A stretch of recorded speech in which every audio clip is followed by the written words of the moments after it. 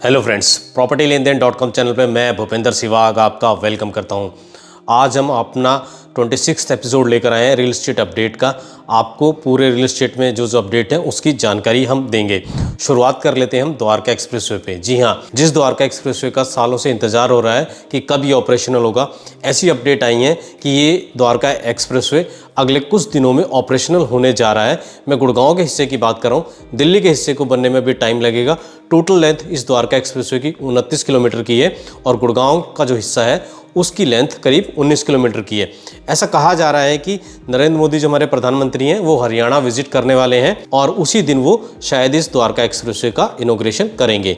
अब हम बढ़ लेते हैं अपनी अगली अपडेट पे। जब हम द्वारका एक्सप्रेसवे की बात कर रहे हैं तो द्वारका एक्सप्रेसवे पे एक डेवलपर है, वो अपना प्रोजेक्ट लेकर आया है। मैं बात कर रहा हूँ सिग्नेचर ग्लोबल की। जब आप ये वीडियो देख रहे होंगे तब तक उसका ये रेरा आ चुका होगा और बहुत सारे लोगों ने अपना एक्सप्रेशन ऑफ इंटरेस्ट उसमें शो भी कर दिया होगा।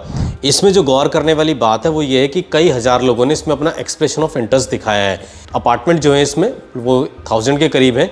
इसका मतलब अगर 6000 लोगों ने इसमें इंटरेस्ट दिखाया है तो 5000 बायर अभी भी हैं जिनको प्रॉपर्टी बाय करनी है। इससे हम ये समझ सकते हैं कि गुड़गांव रियल एस्टेट में अभी बहुत पोटेंशियल है और गुड़गांव रियल एस्टेट 2024 में अच्छा करने वाला है। अब हम बढ़ लेते हैं अपनी अगली अपडेट की तरफ। हमारी अगली अपडेट है होम लोन से जुड़ी हुई। जी हाँ, पिछले दिनों आरबीआई की बहुत ही अच्छी गाइडलाइंस आई हैं होम लोन और बाकी लोन्स को लेकर। क्योंकि हमारा रियल एस्टेट का चैनल है तो हमारे जो सब्सक्राइबर हैं, जो हमसे जुड़े हुए लोग हैं, मोस्टली वो होम लोन ही लेते हैं, तो हम होम लोन की बात करेंगे।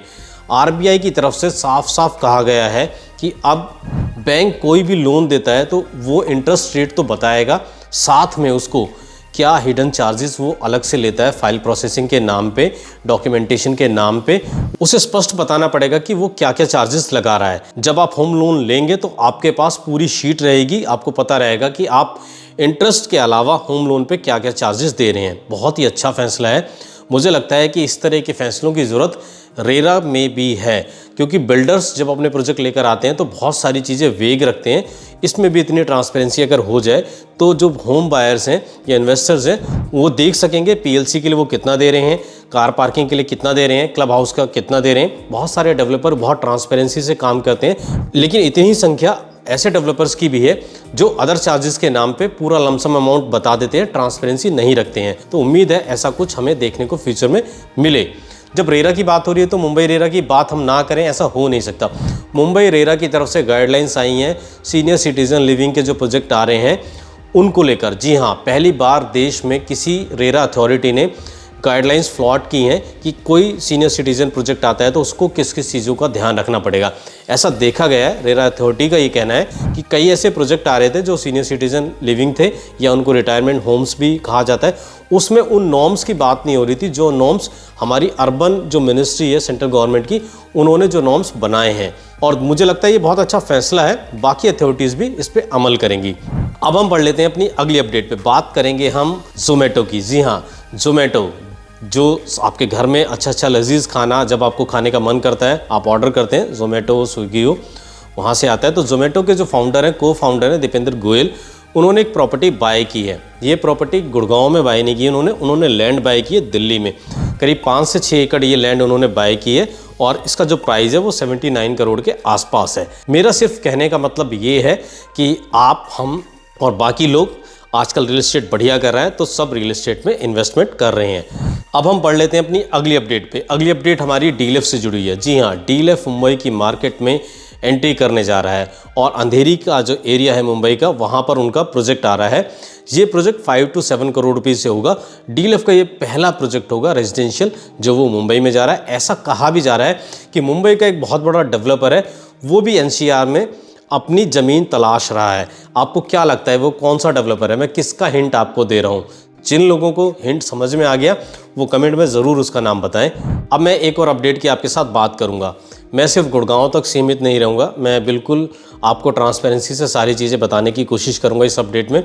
जब आप प्रॉपर्टी बाय करने दिल्ली एनसीआर में कहीं जा रहे हैं तो आपको ये समझ में नहीं आ रहा होगा कि मैं दिल्ली में प्रॉपर्टी बाय करूं, गुड़गांव में प्रॉपर्टी बाय करूं या मैं नोएडा में प्रॉपर्टी बाय करूं। मैं आपको 5 ऐसी लोकेशंस बता देता हूं जहां आप प्रॉपर्टी बाय कर सकते हैं और जहां आपको अच्छा एप्रिसिएशन मिलेगा। पहली लोकेशन है गोल्फ कोर्स रोड गुड़गांव। जी हाँ, इनडिस्प्यूटेड जगह है, इनडिस्प्यूटेड लोकेशन है गुड़गांव की। यहाँ पर आप जाएंगे तो आपको लिमिटेड ऑप्शन मिलेंगे, रेडी टू मूव प्रोजेक्ट है। बट हाँ, 2024 में यहाँ पर कई प्रोजेक्ट आने वाले हैं। दूसरा, इसी गोल्फ कोर्स रोड से जुड़ी हुई एक और जगह है जिसका नाम है गोल्फ कोर्स एक्सटेंशन रोड। यहाँ भी प्रॉपर्टी के बहुत सारे ऑप्शन है, कुछ प्रोजेक्ट लॉन्च हुए हैं, कुछ फ्यूचर में लॉन्च होने वाले। आप इसको भी अपने कंसिडरेशन में रख सकते हैं। अगर आपका बजट थोड़ा कम है तो आप दूसरी लोकेशन पे जा सकते हैं। मैं बात कर रहा हूँ न्यू गुड़गांव और द्वारका एक्सप्रेसवे। जी हाँ, यहाँ भी बहुत सारे प्रोजेक्ट फ्यूचर में, और फ्यूचर क्या, इसी महीने और कुछ अगले महीने ड्यू हैं। इन प्रोजेक्ट्स में आप जा सकते हैं, यहाँ पर आप अपना पैसा बना सकते हैं। और एंड यूज़र के तौर पे आप प्रॉपर्टी देख रहे हैं तो ये लोकेशन को आप अपने कंसिडरेशन में ले सकते हैं। यहाँ पर किस तरह के कौन से प्रोजेक्ट आ रहे हैं, आप उसके बारे में पर्सनली हमसे जानना चाहते हैं तो स्क्रीन पर नंबर है, आप उस नंबर पे व्हाट्सएप कर दीजिए अपनी डिटेल, या हमसे आप बात करना चाहते हैं तो उस पर आप व्हाट्सएप पे लिख दीजिए, हम आपसे कांटेक्ट कर लेंगे, हम आपको गाइड कर देंगे। ये एजुकेशनल गाइडेंस है, हम आपको एजुकेट करेंगे। इसके साथ साथ मैं कुछ और लोकेशंस भी आपको बताऊंगा। मैंने जैसा कि कहा था मैं टॉप 5 लोकेशन आपको बताऊंगा। तो 4th लोकेशन है सेंट्रल नोएडा। जी हाँ, सेंट्रल नोएडा भी एक बहुत अच्छी लोकेशन है, ऑलमोस्ट फुली डेवलप्ड है। यहाँ भी प्रोजेक्ट कुछ आ रहे हैं, इनके बारे में आप जानना चाहते हैं तो हमसे कांटेक्ट कर सकते हैं। और एक और लोकेशन है नोएडा में, वो है नोएडा एक्सप्रेसवे। जी हाँ, बेशक जेवर में एयरपोर्ट बन रहा है बट वो एयरपोर्ट जाने का जो रास्ता है वो नोएडा एक्सप्रेसवे ही है, और नोएडा एक्सप्रेसवे में भी आप अपनी इन्वेस्टमेंट कर सकते हैं। मैं बहुत सारे ऐसे लोगों को जानता हूं जो गुड़गांव में भी इन्वेस्टमेंट कर रहे हैं और नोएडा के इन एरियाज़ में भी कर रहे हैं। जब उनसे बात हुई तब हमने डिस्कशन किया, और डिस्कशन करने के बाद ये क्रक्स निकला कि ऐसी कौन कौन सी लोकेशन है, दोनों सिटीज़ की बात की जाए ताकि आपको एक ओवरऑल पर्सपेक्टिव मिले। तो ये 5 लोकेशन ऐसी हैं जिनको आप अपने कंसिडरेशन में ले सकते हैं। अब हम बढ़ लेते हैं अपनी अगली अपडेट पे। आपका बजट कम है बट आप रियल एस्टेट में इन्वेस्टमेंट करना चाहते हैं, आपको ऑप्शन नहीं दिखाई दे रहे गुड़गांव में और नोएडा में, तो हमारे पास आपके लिए कुछ ऐसे ऑप्शंस हैं। दूसरी सिटीज़ में आप वो इन्वेस्टमेंट अपनी कर सकते हैं। 50 लाख रुपए से लेके 1 करोड़ 1.5 करोड़ रुपए तक की इन्वेस्टमेंट है। आप अपने बजट के अकॉर्डिंग दूसरी सिटीज़ में इन ऑप्शंस में जा सकते हैं। ये सिटीज़ कौन कौन सी है मैं आपको बता देता हूँ। इसमें पुणे है, इसमें कोलकाता है, तो आप इसके बारे में भी सोच सकते हैं। और हाँ, जो 1090 प्लान गुड़गांव से गायब हो चुका है, गुड़गांव के डेवलपर उस प्लान को हटा चुके हैं क्योंकि बायर्स की बहुत ज़्यादा डिमांड है। वो 20-30% शुरुआत में ले लेते हैं और बायर्स देने के लिए तैयार है। तो अदर सिटीज़ में आपको ऐसे पेमेंट प्लान मिल सकते हैं। और प्रोजेक्ट जो है रियल एस्टेट प्लेयर के प्रोजेक्ट हैं, उसके बारे में भी आप जानना चाहते हैं तो आप हमसे कॉन्टैक्ट कर सकते हैं। अब हम बात कर लेते हैं थोड़ा सा इंटरनेशनल रियल एस्टेट की। जी हाँ, जब से चाइना का एवरग्रैंड जो डेवलपर है उसकी बैंक्रप्सी हुई है, लिक्विडेशन की इसकी बात चली है, तब से बहुत सारे लोग ऐसा कहते हैं कि आने वाला जो टाइम है रियल एस्टेट का इंडिया का वो चाइना जैसा हो सकता है। बट मुझे लगता है कि ऐसा नहीं होगा। चाइना की जो इकॉनमी है वो डायरेक्टली इनडायरेक्टली 30% डिपेंड थी रियल एस्टेट पे। तो जैसे ही रियल एस्टेट डाउन हुआ तो इकोनॉमी डाउन हो गई। इंडिया की हम बात करें तो इंडिया में सिर्फ 7% इकोनॉमी का पार्टिसिपेशन है रियल एस्टेट का इकोनॉमी में। तो 7%, और अगले 10 साल की अगर हम बात करें तो जी बढ़ के ज़्यादा से ज़्यादा 15% ही होगा। तो अगर रियल एस्टेट डाउन भी होता है तो उसका इकोनॉमी पे बहुत असर नहीं पड़ेगा। और वैसे हमारी इकोनॉमी बहुत डाउन नहीं है, हमारी इकोनॉमी बहुत अच्छा कर रही है। चाइना की इकोनॉमी डाउन थी और बहुत बेकार कर रही थी, इसलिए उसका रियल एस्टेट का जो सेक्टर है वो भी डाउन है। 2 चीज़ें। तीसरा, एंड यूज़र अभी मार्केट में है, सिर्फ इन्वेस्टर ही रियल एस्टेट में नहीं है। तो जब तक एंड यूज़र रहेगा रियल एस्टेट अच्छा करेगा। कुछ और चीज़ें हैं जो मैं इसमें ऐड करना चाहता हूँ। पिछले दिनों आरबीआई की मीटिंग हुई। आरबीआई की एक क्वार्टरली जो मीटिंग होती है, उन्होंने इंटरेस्ट रेट को अनचेंज रखा। तो इंटरेस्ट रेट हमारे अभी ठीक है, बढ़े नहीं है, जिस वजह से रियल एस्टेट के चांसेस हैं रियल एस्टेट अच्छा करेगा। दूसरा, रेरा के आने से बहुत हद तक चीज़ें ठीक हुई हैं, ट्रांसपेरेंसी आई है, तो उस वजह से भी हमारे यहाँ रियल एस्टेट में मुझे लगता है अभी बहुत संभावनाएं हैं, बहुत चांसेस है कि रियल एस्टेट अच्छा करेगा। और रियल एस्टेट की जो कंपनीज़ हैं इंडिया में, वो जिनके ऊपर डेब्ट था उनका डेब्ट भी कम होता जा रहा है, तो वो भी एक रिस्क फैक्टर कम है। तो ये कुछ चीज़ें हैं जो हमें चाइना से अलग करती हैं, और हम कह सकते हैं कि हमारे और चाइना की रियल एस्टेट में बहुत डिफरेंस है। हमारा रियल एस्टेट अभी आने वाले सालों में बहुत अच्छा करता रहेगा, और आने वाले सालों में 20% जो मार्केट है वो उसको फ्यूल देगा एनआरआई जो सेगमेंट है। तो एनआरआईज बहुत हैं ऐसे जो प्रॉपर्टी बाय कर रहे हैं एज ए इन्वेस्टर के तौर पे, एज ए एंड यूज़र के तौर पे। तो 2024 को लेके आप रेस्ट अश्योर हो सकते हैं, रियल एस्टेट ठीक करेगा। एक और अपडेट मैं आपको देना चाहता हूँ। 2023 में मुंबई में 22 से हम कंपेयर करें तो 27% कम लॉन्चेस हुए हैं। जी हाँ, हमें लगता है ऐसा है कि बहुत लॉन्चेस हो रहे हैं, नए नए लॉन्चेस हो रहे हैं, बट अगर डेटा पे बात की जाए तो 2022 में ज़्यादा लॉन्चेस हुए थे मुंबई में कंपेयर टू 2023।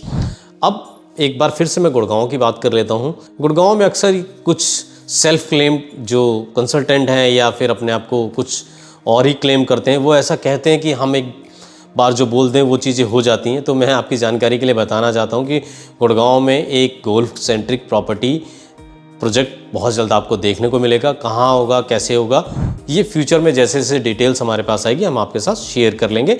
आपने सुना तो होगा बुर्ज खलीफा के बारे में, दुनिया की सबसे बड़ी, सबसे ऊंची बिल्डिंग कही जाती है। तो फिर से बुर्ज खलीफा के पास में एक और नई इस तरह की इमारत बनाई जा रही है। पहले से प्लान था कि उस बिल्डिंग को बुर्ज खलीफा से भी बड़ा बनाया जाएगा, बट अब उसको जो उसकी ऊंचाई है, उसकी हाइट है, उसको कम रखा जाएगा। उसका नाम दिया जा रहा है फीमेल वर्जन ऑफ बुर्ज खलीफा। काम इसका स्टार्ट हो चुका है। तो फ्यूचर में आप जब कभी दुबई जाएंगे तो आप जाके देख सकते हैं, उसके आसपास ये बिल्डिंग बननी शुरू हो चुकी है। अब बात कर लेते हैं डीडीए की। जी हाँ, डीडीए ने अपने कुछ जो पॉलिसी थी उसमें चेंजेस किया है। उसमें चेंजेस क्या है मैं बता देता हूँ। अब कोई प्राइवेट फर्म दिल्ली एनसीआर में रजिस्टर्ड है तो वो बल्क में डीडीए के फ्लैट बाय कर सकती है और उन फ्लैट को अपने एम्प्लॉय को दे सकती है रहने के लिए, और इसके साथ साथ वो हॉस्टल के तौर पे भी उन फ्लैट्स को यूज़ कर सकती है। ये मुझे लगता है कि डीडीए के बहुत ज़्यादा फ्लैट बिकते नहीं है, बहुत ज़्यादा लोगों की डिमांड नहीं होती है, तो इस तरह की पॉलिसीज़ में चेंज करके इनकी जो बहुत सारी सप्लाई है उसको ये ख़त्म करने की कोशिश की जा रही है। इससे पहले एक और चेंजेस आया था डीडीए की पॉलिसी में कि किसी के पास पहले से डीडीए की प्रॉपर्टी है, डीडीए का कोई फ्लैट है, तो वो दूसरा बाय नहीं कर सकता। बट उसमें अमेंडमेंट इन्होंने किया कि अगर आपके पास है कोई प्रॉपर्टी पहले से डीडीए की तो आप दोबारा बाय कर सकते हैं। तो मुझे लगता है कि इनकी जो सप्लाई है उसको क्लियरेंस करना चाहते हैं, इसलिए इस तरह के ये अमेंडमेंट लेकर आ रहे हैं। अब फिर से एक बार बात कर लेते हैं इंडियन इन्वेस्टर की, रियल एस्टेट के इन्वेस्टर की। जी हाँ, सिर्फ इंडिया में नहीं, दुबई में भी धूम मचाई हुई है। इंडिया के लोगों ने रियल एस्टेट में दुबई में लगातार दूसरे क्वार्टर में इंडिया के इन्वेस्टर नंबर 1 पोजीशन पे हैं, सबसे ज़्यादा इन्वेस्टमेंट कर रहे हैं दुबई रियल एस्टेट में। जी हाँ, दुबई में जो मेजर बायर या इन्वेस्टर हैं वो 3 कंट्री से हैं, एक इंडिया, दूसरा रशिया और तीसरा यूके। जी हाँ, इन 3 देशों के लोग हैं जो रियल एस्टेट को बहुत ज़्यादा ऊंचाइयों पर लेकर जा रहे हैं दुबई में। लगातार 2 क्वार्टर में इंडिया के जो पोजीशन है वो नंबर 1 है। तो ये कुछ अपडेट थी, उम्मीद करता हूँ आपको पसंद आई होगी। मैं फिर मिलूंगा आपको एक नए वीडियो में, नए टॉपिक के साथ। तब तक के लिए थैंक यू। बस जाने से पहले ये कहूँगा, चैनल पर पहली बार आए तो चैनल को सब्सक्राइब कर दें और वीडियो पसंद आएगा वीडियो को लाइक कर दें। मैं फिर मिलूंगा आपसे एक नई वीडियो में। थैंक यू दोस्तों।